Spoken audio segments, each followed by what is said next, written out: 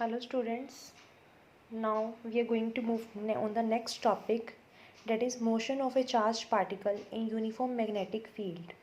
अभी तक हमने पहले पढ़ा था कि एक चार्ज पार्टिकल इलेक्ट्रिक फील्ड में मूव करता है तो उसके ऊपर फोर्स लगती है, that is F is equal to Q E. तो अब ये चार्ज पार्टिकल अगर मैग्नेटिक फील्ड में मूव कर रहा है तो यहाँ पे कितनी उसकी फोर्स लगेगी। So consider a magnetic field जो आपकी एक्स एक्सिस के अलोंग है, ये मैग्नेटिक फील्ड लग रही है और ये पार्टिकल एट एन एंगल है मैग्नेटिक फील्ड के थीटा पे। So velocity is at an angle B velocity से ये चार्ज पार्टिकल मूव कर रहा है। तो इसको हमने दो कंपोनेंट में रिजॉल्व कर लिया, V cos theta and V sine theta.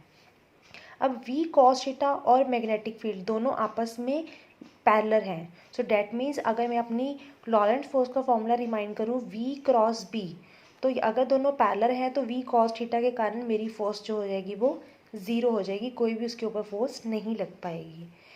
Second मेरे पास कंपोनेंट है V sine theta. V sine theta मेरा बी के बिल्कुल परपेंडिकुलर है, तो मतलब मेरी फोर्स जो है वी साइन थीटा के कारण उस चार्ज के ऊपर फोर्स लगेगी। So reminding the formula F is equal to Q V cross B, Lorentz formula हमने लास्ट किया था ये। तो यहाँ पे हमारा जो कंपोनेंट रह जाएगा v का, वो सिर्फ v साइन थीटा रह जाएगा। v कॉस थीटा हमारा कंपोनेंट कैंसिल हो जाएगा। सो v कॉस थीटा को मैं नाम दे रही हूँ v1 और v साइन थीटा को नाम दे रही हूँ v2। तो मतलब मेरा सिर्फ v2 के कारण आ गया जो कि 90 डिग्री पे है। Q v2 cross b। अब क्योंकि दोनों के बीच में एंगल 90 डिग्री है तो ये ख़त्म हो गया, हमारे पास बच गया क्यू v2b। v2 अपने आप में ही v साइन थीटा है, v sine theta component of the velocity. अब इस मैग्नेटिक फील्ड के कारण अगर हम लेफ्ट हैंड रूल लगाएं तो ये क्या करेगी, फोर्स रिस्पॉन्सिबल करेगी। अब अगर हम लेफ्ट हैंड रूल को अप्लाई करें तो कुछ हमारे पास इस तरह से आएगी, this one first finger is magnetic field, this is velocity. तो वेलोसिटी इस एंगल पे जा रही है, तो यहाँ पे मैं देख पा रही हूँ थंब मुझे बता रहा है फोर्स। तो ये पार्टिकल जो इस पोजीशन पे जा रहा था इसको फोर्स मिली है डाउनवर्ड्स। तो डैट मीन्स ये पार्टिकल को क्या कर रही है, रोटेट कर रही है, राइट। तो जब ये फोर्स लगेगी इसके कारण मैग्नेटिक फील्ड जो लग रही है उसके कारण ये जो है सर्कुलर मोशन स्टार्ट कर देगा अपना। सो इस सर्कुलर मोशन के कारण वहाँ पे क्या आ जाएगी, एक ये जो मैग्नेटिक फील्ड है इसकी फोर्स क्या प्रोवाइड कर रही है उसको, that means centripetal force provide कर रही है ताकि वो एक सर्कुलर मोशन में मूव कर सके। So the force, magnetic force that is B Q v2 is providing the centripetal force mv2 square upon r। तो इसको जब हमने कैंसिल किया तो हमारे पास वेलोसिटी आ गई is equal to B Q R upon M. So इस वेलोसिटी से जो पार्टिकल है वो मूव करेगा in the circular motion. Further हमें पता है कि अगर हम एंगुलर की बात करें तो omega is angular velocity that is v is equal to R omega, जो हमने +1 में फॉर्मूलाज किए थे। सो ओमेगा की वैल्यू मेरे पास आ गई B Q upon M. Omega is 2 pi upon T या 2 पाई इंटू फ्रिक्वेंसी, तो यहाँ से टाइम पीरियड भी मेरे पास आ गया 2 पाई एम अपॉन बी क्यू। इतने टाइम पीरियड के बाद वो एक रोटेशन अपनी कंप्लीट कर देगा, राइट। अब ये तो मेरे पास हो गया v2 कंपोनेंट के कारण। अब वहाँ पे एक v1 कंपोनेंट भी था जिसके ऊपर कोई फोर्स नहीं लग रही थी मैग्नेट की। तो वी कॉस थीटा जो मेरे पास कंपोनेंट था जिसको मैंने v1 नाम दिया था, वो उसके कारण जो पार्टिकल है लीनियरली मूव कर रहे हैं। अब एक कंपोनेंट उसको लीनियरली मूव करवा रहा है, एक उसको सर्कल में मूव करवा रहा है। तो ये कुछ इस तरह से होएगा कि वो मूव सीधा कर रहा है लेकिन सर्कल में कर रहा है, तो वो कुछ किस तरह से हेलिकल पाथ बन जाएगा। इस पाथ को हम बोलते हैं हेलिकल पाथ, कि जो पार्टिकल है आपका सेम टाइम पे आगे फॉरवर्ड भी मूव होता रहे और वो आपका सर्कुलर मोशन में भी जाता रहे। So this path is called helical path. Hence the combined effect of v1 and v2 makes the path is helical। अब यहाँ पे हमारे पास केसेस आ जाते हैं। अगर Q हमारा रेस्ट पे हो, अगर चार्ज हमारा रेस्ट पे है, कोई वेलोसिटी नहीं है, तो उसके ऊपर फोर्स भी कोई नहीं लगेगी। ये बिल्कुल आपका फर्स्ट चैप्टर की तरह हो गया कि अगर चार्ज आपका रेस्ट पे है तो उसके ऊपर कोई भी मैग्नेटिक फील्ड ही नहीं लग रही है। B Q V is 0। Second है, अगर चार्ज मेरा पैरेलल मूव कर रहा है बी के, वही चीज़ आ गई, अगर पैरेलल मूव कर रहा है तो मीन्स एंगल 0 हो जाएगा, that means sine theta is 0। सो मेरे पास फोर्स अगेन क्या आ जाएगी, 0। थर्ड इज़ अगर चार्ज मेरा परपेंडिकुलर मूव कर रहा है फील्ड के, तब मेरी जो फोर्स आएगी वो मैक्सिमम आएगी और वहाँ पे वो जो उसको मोशन देगा वो सर्कुलर मोशन देगा, राइट। नेक्स्ट इसी के साथ हमारे पास आ जाता है लॉरेंस फोर्स। पहले हमने एक की थी इलेक्ट्रिक फील्ड के कारण, that is F is equal to Q E in unit 1। फिर हमने की थी Lorentz force due to magnetic field, that is F is equal to Q V B sine theta. अब अगर कोई चार्ज पार्टिकल है वो दोनों फील्ड में हो, इलेक्ट्रिक और मैग्नेटिक में, तब आपके पास दो फील्ड्स आ जाएंगे, दो फोर्सेस आ जाएंगी, force due to electric component, force due to magnetic component, that is Q E due to electric field and Q V cross B due to magnetic field. और अगर कंबाइंड फोर्स देखें तो दोनों forces मेरी हो जाएंगी add, that is net force on the particle is F E plus F M. तो ये मेरे पास कंप्लीट फॉर्मूला आ जाएगा ऑफ द लॉरेंस फोर्स। अब इसके फर्दर दो केसेस है हमारे पास।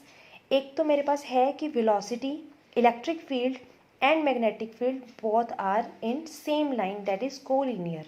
जिस डायरेक्शन में पार्टिकल मूव कर रहा है उसी डायरेक्शन में इलेक्ट्रिक फील्ड है और उसी डायरेक्शन में मैग्नेटिक फील्ड है।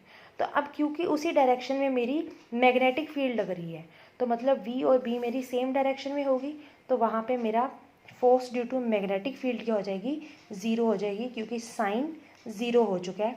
मैग्नेट में मेरे पास V क्रॉस B है, साइन एंगल है, तो वहाँ पे मेरे पास फोर्स ज़ीरो हो जाएगी। लेकिन इलेक्ट्रिक कंपोनेंट मेरे क्या रहेगी, F is equal to Q E. Electric field उस वहाँ पे प्रोवाइड करेगी एक्सेलेरेशन। एक्सेलेरेशन कितनी होएगी, A is equal to Q E upon M. इतनी नेट जो है एक्सेलेरेशन उस चार्ज को बियर होगी। सेकेंड मेरे पास कंडीशन आ जाती है कि अगर मेरी तीनों चीज़ें म्यूचुअली परपेंडिकुलर हो जाएं। ऐसा हमारा इलेक्ट्रोमैग्नेटिक वेव्स में होता है कि तीनों की तीनों हमारे पास परपेंडिकुलर हो, जिस डायरेक्शन में पार्टिकल मूव कर रहा है उसी के इलेक्ट्रिक फील्ड और मैग्नेटिक फील्ड के भी वो म्यूचुअली परपेंडिकुलर होता है, right. So these all are perpendicular to each other. और सेकेंड केस हम लेके चल रहे हैं E और B इस तरह से लेने हैं कि इन दोनों की फोर्सेस इक्वल हों। अगर इन दोनों की फोर्सेस इक्वल हैं तो मतलब इन दोनों का सम क्या हो जाएगा, हमारे पास ज़ीरो हो जाएगा। इस तरह से इक्वल हों कि जो इफेक्ट इलेक्ट्रिक फील्ड दे रही है उसका सेम मैग्नीट्यूड का ऑपोजिट इफेक्ट हमें मैग्नेटिक फील्ड दे, तो दोनों को मिला के हमारे पास फोर्स क्या हो जाएगी, ज़ीरो हो जाएगी। इस कंडीशन को हम बोलते हैं वेलोसिटी सेलेक्टर और वेलोसिटी फिल्टर। ये तब यूज़ होती है हमारी जब हमने एक चार्ज पार्टिकल को मूव करवाना है जहाँ पे इलेक्ट्रिक फील्ड भी है और मैग्नेटिक फील्ड भी है, और हम चाहते हैं कि वो चार्ज पार्टिकल हमारा विदाउट एनी डिफ्लेक्शन वहाँ से नॉर्मली मूव हो जाए। तो उस केस में हमें रखनी है उसकी वैल्यू, कि उसकी वैल्यू हमारे पास आनी चाहिए F E is equal to F M. तो जब हमने इक्वेट किया तो हमारे पास आ गया E is equal to B V, that is velocity is equal to E upon B. तो अगर आप velocity E upon B, that is जितनी आपकी इलेक्ट्रिक फील्ड का मैग्नीट्यूड है डिवाइड बाय जितना आपका मैग्नेटिक फील्ड का मैग्नीट्यूड है, इन दोनों की जो वैल्यू आ रही है उतनी ही वैल्यू की वेलोसिटी से अगर आप चार्ज पार्टिकल को वहाँ से मूव करवाओगे तब वो चार्ज विदाउट एनी डिफ्लेक्शन वहाँ से चला जाएगा, उसमें कोई भी इलेक्ट्रिक या मैग्नेटिक फील्ड के कारण चेंजेस नहीं आएंगी। सो इस वेलोसिटी को हम बोलते हैं वेलोसिटी सेलेक्टर, और यहाँ जहाँ पे ये वेलोसिटी यूज़ होती है उसको हम बोलते हैं वेलोसिटी फिल्टर। नेक्स्ट हमारे पास आ जाता है force on A current carrying conductor placed in a magnetic field. अभी तक तो हम चार्ज पढ़ रहे थे, अभी हम कर रहे हैं कि एक कंडक्टर है जो कि एक मैग्नेटिक फील्ड के अलोंग पड़ा हुआ है, right. For example magnetic field इस डायरेक्शन में जा रही है और कंडक्टर हमारा इस डायरेक्शन में पड़ा हुआ है। कंडक्टर में करंट मेरा जा रहा है P से लेके Q तक।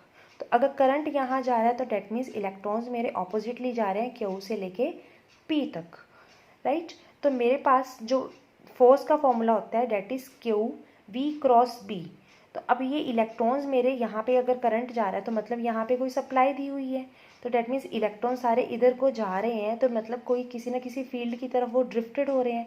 तो ये electrons let the these electrons are moving with the drift velocity VD, right. तो मेरे पास फोर्स कितनी हो जाएगी एक इलेक्ट्रॉन के ऊपर, डेट इज Q की जगह मेरे पास आ गया -E क्योंकि चार्ज इलेक्ट्रॉन का लिया है, VD ड्रिफ्ट वेलोसिटी से वो मूव कर रहे हैं क्रॉस B। तो ये एक फोर्स आ गई ड्यू टू वन इलेक्ट्रॉन आ गई। अब मुझे यहाँ पे मेरे कंडक्टर में एक इलेक्ट्रॉन तो नहीं है, यहाँ पे नंबर ऑफ इलेक्ट्रॉन्स हैं, तो let the small N is the number density of the electrons. Number density means number of electrons per unit volume. अब अगर मुझे नंबर ऑफ इलेक्ट्रॉन्स निकालने हैं, that is capital N, so that means number density को मुझे volume से multiply करने का पड़ेगा, तब मेरे पास टोटल नंबर ऑफ इलेक्ट्रॉन्स आ जाएगा in this conductor. So small n into AL मेरे पास आ गए टोटल नंबर ऑफ इलेक्ट्रॉन्स। तो अगर एक इलेक्ट्रॉन की फोर्स इतनी है तो इतने सारे इलेक्ट्रॉन्स की फोर्स कितनी हो जाएगी, multiply these two terms. So force due to n electrons is equal to n, that is number of electrons, into force due to 1 electron। तो ये वैल्यू यहाँ पे पुट की तो हमारे पास आ गया NaLe Vd क्रॉस B। अब हमें पता है करंट इलेक्ट्रिसिटी में हमने डेरिवेशन की थी I is equal to ANeVd। तो अगर मैं इसको L वेक्टर करंट एलिमेंट बना दूँ, I cross I into L vector is equal to ANeVd vector L। तो इस टर्म को मैं इस टर्म से रिप्लेस कर रही हूँ, तो Vd वेक्टर की जगह मेरे पास आ गया करंट एलिमेंट आ गया IL वेक्टर। तो ये मैंने यहाँ पे रिप्लेस कर दिया इस वैल्यू में, that is put the value of 2 in 1, 2 in 1। तो मेरे पास ये आ गई F is equal to I L cross B। So IL मेरे पास क्या हो गया, करंट एलिमेंट। सो फोर्स मेरे पास टोटल आ गई ILB sine theta. This is the force on current carrying conductor placed in a magnetic field. अब इसके पास हमारे पास दो केसेस आ जाएंगे, या तो एंगल 0 180 हो या फिर 90 डिग्री। तो सेम हमारे पास रहेगा, अगर 0 आएगा तो sine 0, that means no force. अगर मैग्नेटिक फील्ड भी मेरी ये लाइंस के अलॉन्ग जा रही है और कंडक्टर भी मैंने ऐसे प्लेस किया हुआ है, तो एंगल 0 हो जाएगा, तो इसके ऊपर कोई भी फोर्स नहीं लगेगी। लेकिन अगर वो परपेंडिकुलर चला गया मैग्नेटिक फील्ड के, तब उसके ऊपर मैक्सिमम फोर्स लगेगी, और उसकी डायरेक्शन हम निकाल सकते हैं using the Fleming left hand rule. This is all about the force on a conductor. Thank you.